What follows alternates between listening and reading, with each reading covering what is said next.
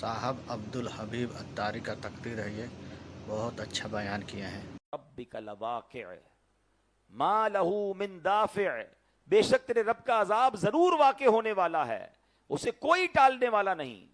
کہتے ان آیات کو سنا تو میرا دل ایسے ہو گیا جیسے ابھی پھٹ جائے گا، مجھے یوں لگا تھا کہ میں یہاں سے قدم بھی نہیں اٹھا سکوں گا، اس سے پہلے ہی مجھ پر عذاب برس جائے گا۔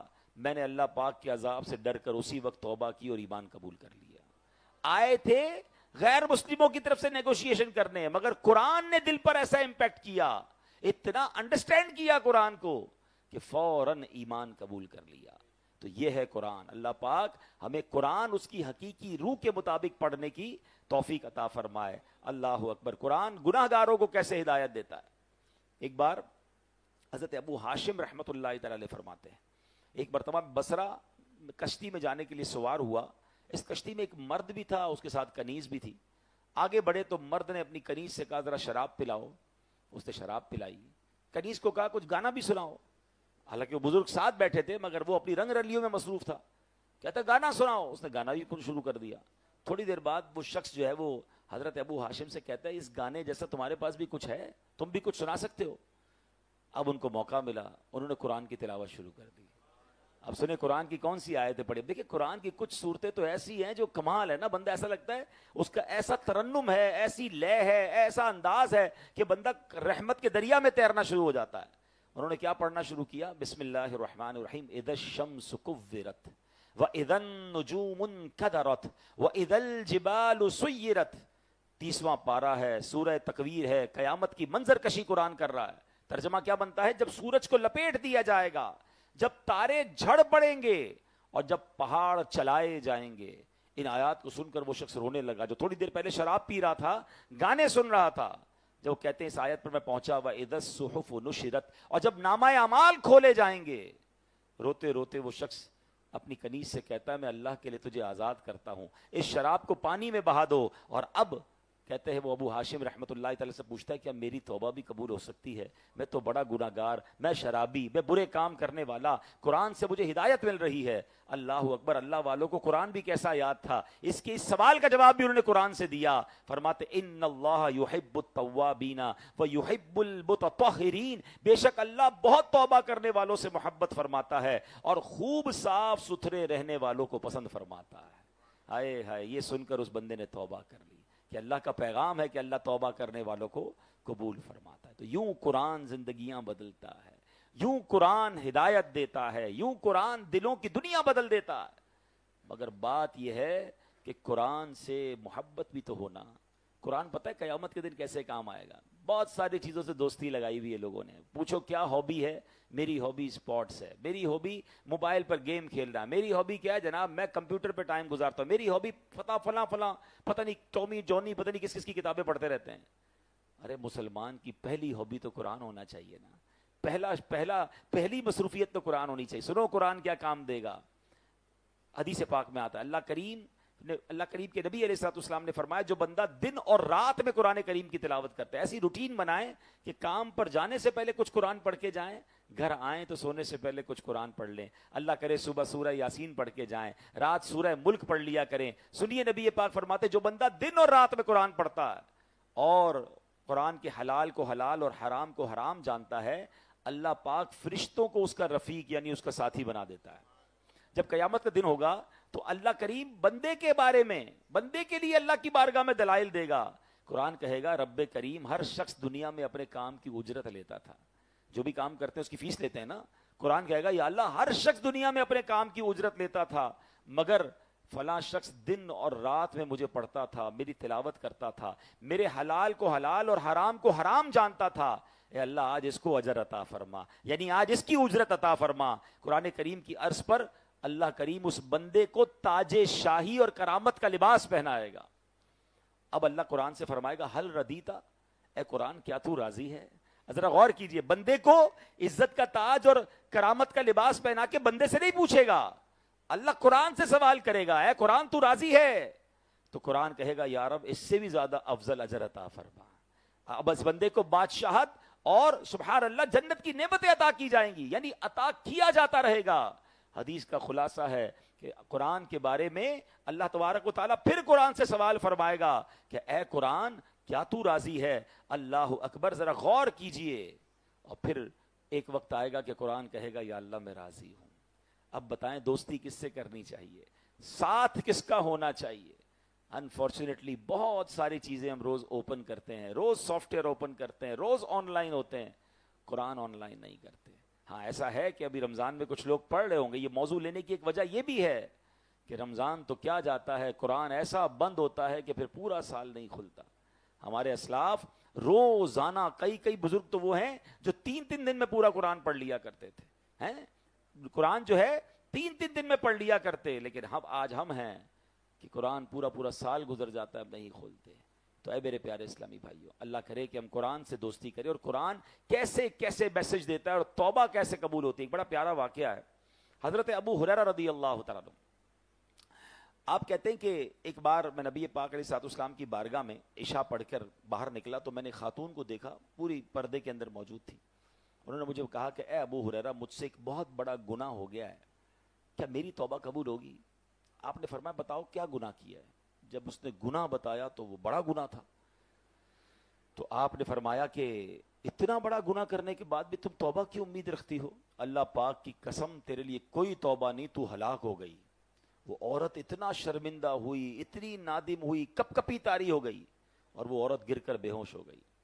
حضرت ابو ہریرہ کو خیال آیا، کیونکہ اسلام کے ابتدائی دن تھے، روز نبی پاک سے سارے صحابہ سیکھ رہے تھے، انڈرسٹینڈنگ ٹریننگ ہو رہی تھی.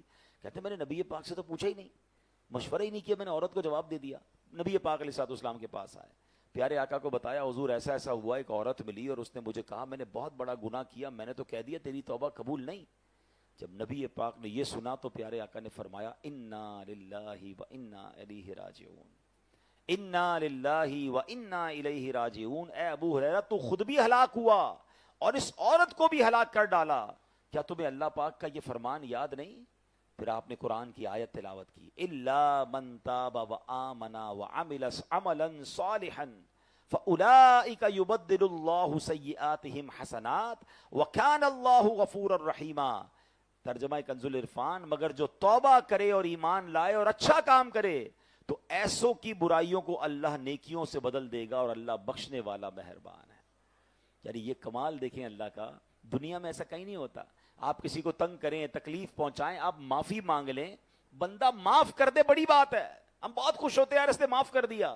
مگر اللہ کریم جب توبہ قبول فرماتا ہے نا تو اللہ صرف معاف نہیں فرماتا، اللہ نیکیوں کو گناہوں کو نیکیوں سے بدل دیتا ہے.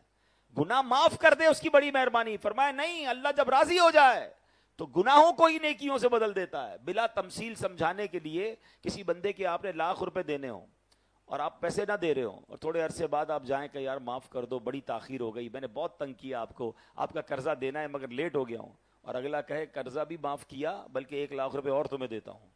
بندہ کہا یار تاخیر معاف کر دیتا بڑی بات تھی، پیسے تو لے لیتا، پیسے بھی نہیں لیے، ڈبل کر دیے.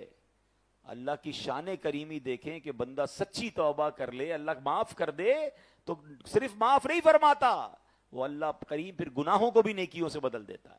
اب حضرت ابو ہریرہ نے جب یہ سنا تو آپ تو حیران ہو گئے کہ یہ میں نے کیا کر دیا، اتنا بڑا غلط مسئلہ بتا دیا. آپ مدینہ پاک میں گئے، گلیوں میں اعلان کرنے لگے وہ عورت کہاں ہے جس نے کل رات مجھ سے مسئلہ پوچھا تھا. آپ ٹینشن میں آ گئے کہ میں نے غلط مسئلہ بیان کر دیا. پورا دن مدینے کی گلیوں میں گھومتے رہے اور پھر اسی رات کو دوبارہ وہ عورت ملی تو آپ نے فرمایا مجھے معاف کر دو، میں نے تمہیں غلط مسئلہ بتایا، مسئلہ تو یہ ہے کہ تمہاری بھی توبہ قبول ہو جائے گی. اللہ اکبر. وہ عورت اتنا خوش ہوئی، کہتی اے ابو ہریرہ میرے پاس ایک باغ ہے، وہ پورا باغ میں اللہ کی راہ میں اس خوشی میں صدقہ کرتی ہوں.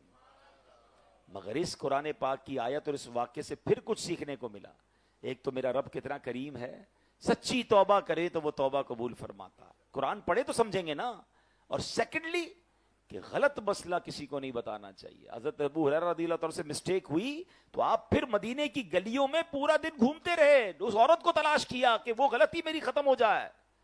مگر آج جس کے منہ میں جو آتا ہے قرآن کی تفسیر بیان کر رہا ہے، حدیث لوگ باتوں بھی کہہ رہے تھے اللہ قرآن میں فرماتا، اس سے پوچھو کہاں فرماتا یہ نہیں پتا، تمہیں نہیں پتا اللہ کیا کہتا ہے. ارے بھائی اللہ کیا کہتا ہے یہ کہنے کے لیے آپ کے پاس دلیل ہونی چاہیے. بھائی حدیث میں یہ آتا ہے.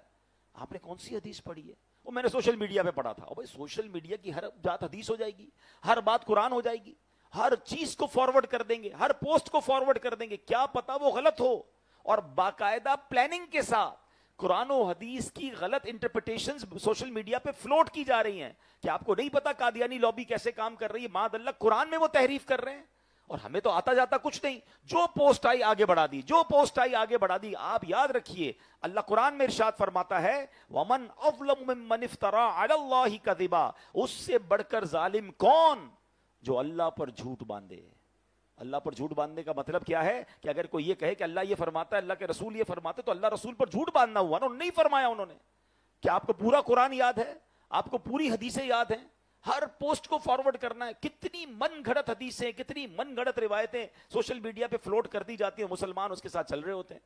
ایسا نہ کریں, آپ کو نہیں کنفرم آپ مسئلہ آگے نہ بتائیں, کیونکہ مسئلہ غلط بتایا اور وہ جب تک عمل کرتا رہا اس کا عذاب کس پر آئے گا. تو ہمیں بیسٹ طریقہ تو یہ کہ اگر کوئی دینی پوسٹ فارورڈ کرنی ہے, بلکہ خود بھی عمل کرنا ہے, کسی عالم دین سے پوچھ لیں. اب آپ کہیں یار ہر پوسٹ میں تو روز کی پتہ نہیں سینکڑوں پوسٹیں چلاتا رہتا ہوں, تو واجب تو نہیں آپ پر ہر پوسٹ کو لائک شیئر کرتے رہنا. اور اگر آپ کا پھر بھی شوق ہے تو میرا مشورہ ہے کہ آپ dawat-islami.net یہ ہماری ویب سائٹ ہے, جہاں روز کی اوتھنٹیکیٹ علماء کرام, مفتیان کرام سے اپروفڈ پوسٹ, حدیثیں, قرآن کی آیتیں آ رہی ہوتی ہیں, وہاں سے لیں اور شیئر کر دیں, ثواب بھی ملے گا اور آپ مطمئن بھی ہوں گے کہ جناب یہ اوتھنٹیکیٹ ہے. ورنہ ایسا نہ ہو کہ غلط مسئلے آگے فارورڈ کرنے کی وجہ سے ہم بھی گناہ گار ہوں. اللہ مجھے اور آپ کو ایسی احتیاط بھی نصیب فرمائے. انسان ہے نا ہم بھی, جیسے میں بیٹھا ہوں بیان کر رہا ہوں, مجھ سے بھی غلطی ہو سکتی ہے, لیکن اگر کسی بیان کرنے والے سے بھی غلطی ہو جائے اور اسے پتا چل جائے کہ بھائی آپ نے آیت ٹھیک نہیں پڑھی, حدیث صحیح بیان نہیں کی, یا مسٹیک ہو گئی ہے, سلپ آف ٹنگ ہو جاتا ہے, شرمانا نہیں ہے.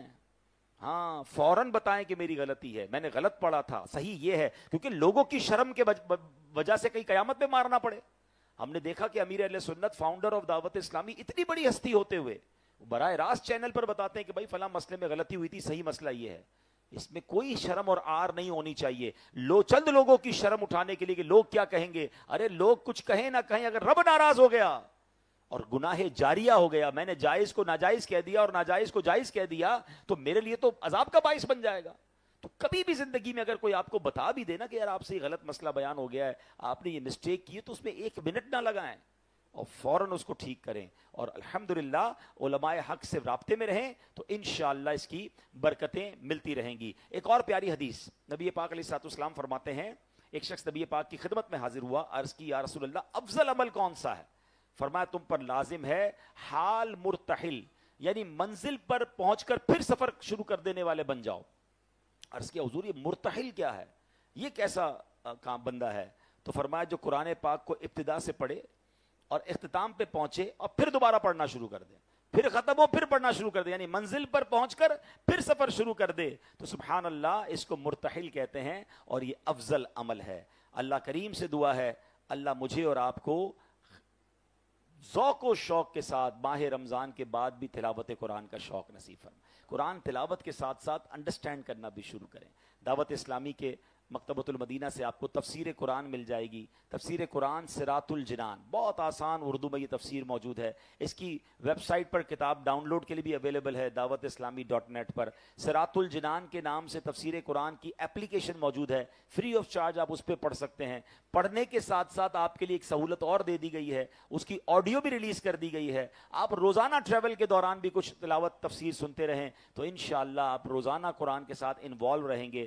اللہ کرے کہ ہم صحیح طریقے سے قرآن پڑھنے والے بن جائیں, قرآن پر عمل کرنے والے بن جائیں. اور قرآن پر فیضان قرآن پانے کے لیے ایک بہترین ذریعہ یہ بھی ہے کہ بندہ کنجوسی سے بھی بچے. ہاں یہ بھی شیطان کا دروازہ ہے, جو کنجوسی ہے نا انسان کے دل پر, شیطان ایسا قبضہ کر لیتا ہے کہ وہ اللہ کی راہ میں بھی خرچ نہیں کرتا. اور اب عید الفطر آ رہی ہے اور اس میں صدقہ فطر بھی ہمیں ادا کرنا ہے. پہلے تو یہ چیک کر لیں کہ کہیں زکوٰۃ باقی تو نہیں ہے, کیونکہ زکوٰۃ مال کا میل ہے. یہ میل جس مال کے ساتھ ملتا ہے سارے مال کو برباد کر دیتا ہے. اگر ابھی تک زکوٰۃ ادا نہیں کی یا پچھلی زکوٰتیں ہماری کم ہیں, اس کا حساب لگائیں اور وہ پوری زکوٰۃ ادا کریں. جو زکوٰۃ ادا کرتا ہے اللہ اس کے مال کو محفوظ کر دیتا ہے. اور قرآن میں رب ارشاد فرماتا ہے قد افلح من تزکا, بے شک جس نے خود کو پاک کر لیا وہ کامیاب ہو گیا.